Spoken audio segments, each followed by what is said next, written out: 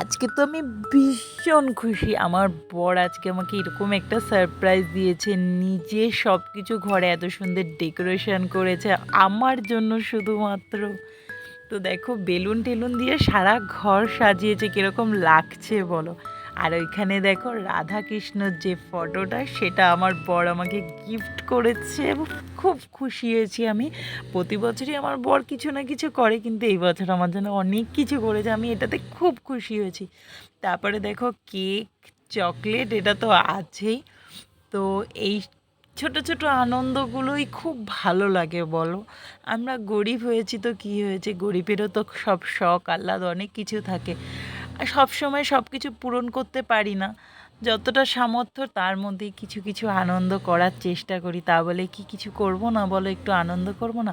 দেখো এদিকে আমার ছেলেকে কেক খাওয়াতে গিয়ে মোমবাতির থেকে একটুখানি আগুন নাইটিতে লেগে গেছে। আমার বর তার জন্য আমাকে বকাবকি করছে যে একটু দেখে কাজ করো। তো আমার বর খালি একটাই কথা বলছিল, বলে তোমাকে আমি নাইটি না পরে আমি শাড়িটা পরতে বলেছিলাম, তুমি শাড়িটা পরনি দেখেই এরকম হয়েছে তার জন্য। তো তারপরে দেখলাম যে না, নাইটিতে কিছু মানে দেখো আবার পড়ে মনটা দেখি যায়নি, ঘুরছে এমনি না, জাস্ট সেটাই চেক হালকা একটু লাগতে করছিলাম। লাগতে